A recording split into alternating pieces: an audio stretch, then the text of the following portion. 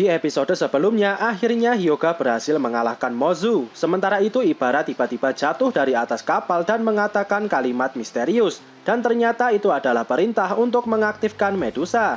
Ibara berkata 3 meter 1 detik. Setelahnya Ibara berenang cukup dalam dan Medusa itu aktif dan merubah Yo menjadi batu. Sekarang Medusa itu jatuh dan Ibara menangkapnya. Kebetulan di sebelahnya sekarang ada Owarashi. Ibara berpikir untuk menjadikan Owarashi sebagai umpan dan Owarashi akan membawa Medusa ini ke tengah pulau.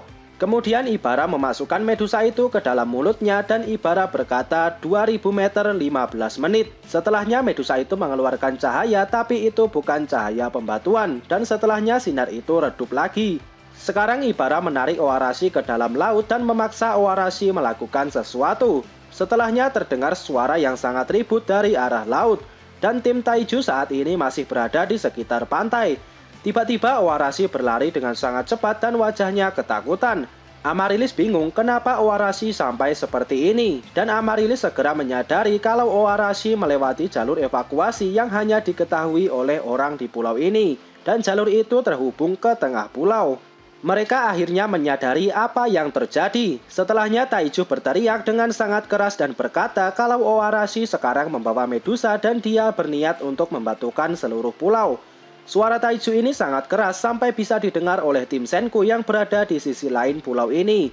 Dan ternyata Owarashi berlari di sekitar Senku berada sekarang dan mereka langsung mengejar Owarashi. Setelah beradu kecepatan, akhirnya Kinro dan Magma berhasil menangkap Owarashi. Tapi Owarashi langsung mengamuk dan mengeluarkan lebih banyak kekuatannya. Dan ini membuat Kinro dan Magma terhempas. Sekarang Owarashi bebas dan langsung berlari lagi ke tengah pulau. Dan ternyata Ibara sekarang sudah berada di atas kapal Perseus dan sedang mengamati keadaan. Sekarang Senku dan Ryusui mencoba mencari cara untuk menghentikan Owarashi membatukan seluruh pulau. Di sisi lain, Chrome juga mencari cara untuk menghentikan Owarashi. Chrome kembali teringat dengan momen saat pertama kali sampai di pulau ini dan dia terkena cahaya pembatuan. Di saat Ukyo dan Ryusui mencoba melakukan sesuatu, Chrome saat itu cuma berdiri diam di atas kapal. Tapi dia tidak hanya diam tanpa tujuan. Ternyata Chrome menghitung seberapa cepat cahaya pembatuan itu merambat. Dan akhirnya Chrome mendapat sebuah kesimpulan kalau kecepatan cahaya pembatuan itu merambat dengan konstan atau stabil. Chrome langsung memberitahukan informasi ini kepada Senku. Setelahnya Chrome menambah kecepatannya dan berlari di depan. Ryusui langsung mengejar Chrome dan bertanya ide apa yang dimiliki Chrome selanjutnya. Dan dari sisi lain tiba-tiba Taiju sudah sampai di sana dan langsung menangkap Owarashi. Dan karena kekuatan Taiju yang besar kali ini Owarashi tidak bisa kabur. Sekarang mereka sudah mengepung Owarashi dan mencari di mana Medusa itu. Tapi mereka tidak bisa menemukannya. Kemudian Owarashi mengatakan pesan dari Ibara. Sebelumnya Ibara berkata, jika kau berlari ke tengah pulau, maka kau tidak akan menjadi batu. Kita keingatan Owarashi saat masih di laut. Saat itu dia merasa menelan air dan kemudian Ibara meminta Owarashi untuk pergi ke tengah pulau. Ternyata tanpa sepengetahuan Owarashi, Ibara memasukkan Medusa itu ke perutnya Owarashi dan Medusa itu akan aktif setelah waktu yang ditentukan. Menyadari hal ini, semua orang langsung kaget dan menganggap Ibara ini adalah manusia yang sangat kejam. Setelahnya dari dalam perut Owarashi muncul sebuah cahaya dan itu adalah cahaya pembatuan. Mulai dari puncak gunung, cahaya itu langsung merambat dan merubah orang di sekitarnya menjadi batu. Sekarang kerajaan sains membentuk formasi berjajar. Tujuannya supaya Senku bisa menganalisa kecepatan cahaya itu merambat dan dia bisa meloloskan diri dari pembatuan. Sebelum kita lanjut, saya ingin menjelaskan sedikit tentang cara mengaktifkan Medusa. Jadi pada dasarnya Medusa itu diaktifkan melalui suara. Kau hanya perlu mengatakan jarak dan waktunya. Contoh Ibara sebelumnya berkata 2000 meter 15 menit. Nah, 2000 meter ini berarti jarak cahaya pembatuan ini sampai mana. Dan di sini Medusa berperan sebagai titik tengahnya dan hasil akhirnya pasti berbentuk seperti bola. Mari bayangkan sebuah bola dan ada titik di tengah. Nah, titik di tengahnya ini berarti Medusa. Kita tarik 4 arah utama, misal utara, timur, selatan, dan barat. Kalau memberikan perintah 2000 meter, maka cahaya pembatuan itu akan merambat sejauh 2000 meter ke utara, 2000 meter ke timur, 2000 meter ke selatan, dan 2000 meter ke barat. Jadi jika memberikan perintah 2000 meter, maka diameter akhir lingkarannya adalah 4000 meter. Oke, sampai sini semoga paham ya. Sekarang soal waktunya. Sebelumnya Ibara berkata 15 menit. Nah, 15 menit ini bukan berarti Medusa itu bakal aktif selama 15 menit, tapi maksudnya hitung mundur sebelum Medusa itu meledak. Misal memberikan perintah 5 meter 5 detik, itu artinya Medusa baru akan meledak setelah 5 detik. Sama halnya dengan 15 menit, jadi Medusa itu bakal aktif setelah 15 menit hitung mundur. Oke, kira-kira seperti itu hitung-hitungannya. Semoga kalian paham syarat mengaktifkan Medusa ini. Kalau masih ada yang bingung, bisa tanya di komentar. Oke, sekarang lanjut ke jalan ceritanya, tapi kita berpindah ke tempat Mozu dan Hyuga terlebih dahulu. Setelah dikalahkan Hyuga, Mozu tidak mau bertarung lagi dan cuma duduk mengamati keadaan. Mereka akhirnya juga melihat Medusa itu yang mulai aktif dari tengah pulau. Mozu berkata ini adalah akhir untuk mereka berdua. Ini menjadi kekalahan pertama bagi Mozu dan juga menjadi akhir yang sangat pahit. Tapi Hyuga berkata mereka masih memiliki cairan pembangkit, dan jika suatu saat mereka berdua dibangkitkan lagi, Mozu meminta pertandingan ulang dan Hyuga juga siap melawan Mozu kapanpun. Setelahnya mereka berdua langsung menjadi batu. Di tempat lain terlihat Senku yang juga sudah mulai berubah menjadi batu mulai dari tangan kanannya. Sekarang cahaya pembatuan itu sudah berhasil menyelimuti seluruh pulau dan cahayanya berhenti tepat di sebelah kapal Perseus.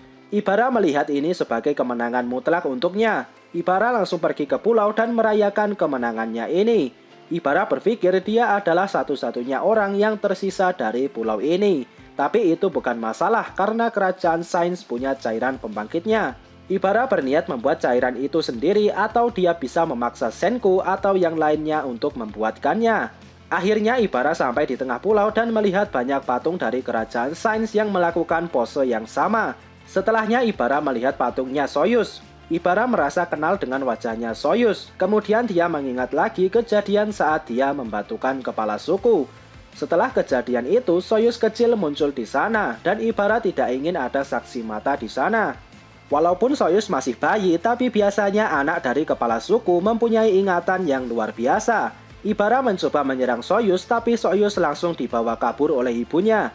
Ibara memfitnah ibunya Soyuz adalah seorang pencuri bayi dan memerintahkan para prajurit untuk menangkapnya. Tapi akhirnya mereka berdua bisa lolos dan ibunya Soyuz dengan membawa kapal kecil. Mereka pergi ke laut dan akhirnya mereka sampai di desa Ishigami. Kembali ke waktu sekarang, Ibara menertawakan perjuangan Soyuz yang hilang selama 20 tahun dan dia harus berakhir menjadi batu seperti ayahnya. Setelahnya Ibara mendekati patungnya Oarashi dan menghancurkan tubuhnya, dan dia mengambil Medusa yang ada di dalamnya. Ibara merasa sangat bahagia tapi dia melihat ada jejak kaki di sekitar sana. Ibara yang penasaran langsung memasang anting earphone buatan kerajaan Sains. Dia mendengar suara kresek-kresek tapi suaranya tidak begitu jelas. Ibara langsung berlari mencari sumber suaranya dan dia menemukan mobil laboratorium. Ibara masih mengira mobil itu adalah binatang. Ibara langsung mendekatinya dan melihat bagian dalam mobil ini. Sekarang dia tahu kalau mobil ini bukanlah binatang. Tiba-tiba dari pengeras suara muncul suara 5 meter 1 detik. Mendengar ini Ibara langsung membuang Medusa dan melompat ke belakang. Tapi Medusa itu tidak aktif. Ternyata yang memberikan perintah itu adalah Senku. Ternyata dia bisa selamat dari pembatuan tadi. Ibara cukup ketakutan dan bertanya kenapa Senku bisa selamat dari pembatuan itu. Sekarang kita kembali ke waktu saat Senku belum terkena sinar pembatuan. Senku berpikir jika dia lari menjauh itu akan mustahil. Kemudian Senku memikirkan cara yang lain. Bagaimana jika dia mencelupkan jarinya ke dalam botol yang berisi cairan pembangkit? Apakah dengan begitu dia bisa langsung bangkit setelah terkena petrifikasi? Tapi dengan mempertimbangkan beberapa hal, Senku akhirnya tidak melakukannya karena ada kemungkinan cuma jari yang menyentuh cairan pembangkit yang akan bebas. Jadi seluruh tubuhnya masih menjadi batu dan cuma ujung jarinya yang selamat. Dan jika benar begitu, maka ini akan menjadi akhir bagi mereka.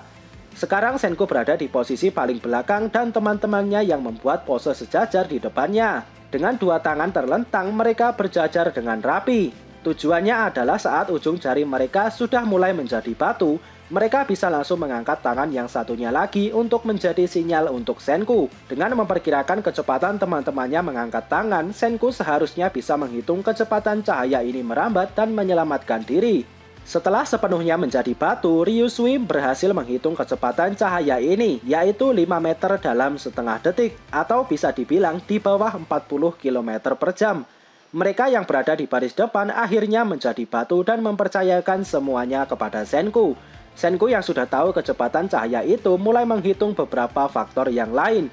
Mulai dari seberapa tinggi dia harus melempar cairan pembangkit, berat botol berisi cairan pembangkit, dan waktu dia melemparkannya, dan lain-lain.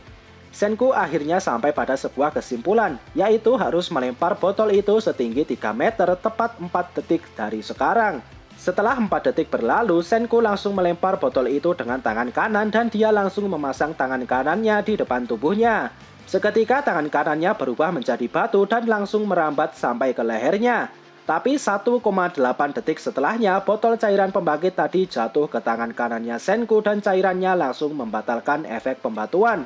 Setelahnya, Senku mendapat sebuah kesimpulan baru. Jika kau berendam di dalam asam nitrat di saat terkena sinar pembatuan, maka kau tidak akan berubah menjadi batu. Tapi berendam di dalam asam nitrat juga sangat berbahaya dan bisa membuatmu terbunuh. Kemudian sambil berjalan ke atas, Senku melakukan tos dengan teman-temannya yang sudah menjadi batu. Senku mencoba memukul patungnya Uarashi dan mengambil Medusa yang ada di dalamnya. Tapi karena terlalu keras, Senku belum bisa mengambilnya. Dan Ibara tiba-tiba muncul di sana, jadi Senku menunda pengambilan ini. Kemudian Senku pergi ke mobil laboratorium dan mengambil telepon. Tak lupa Senku juga memasang beberapa jebakan.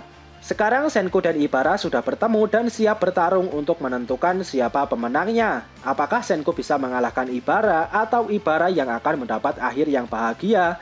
Temukan jawabannya di video pembahasan selanjutnya.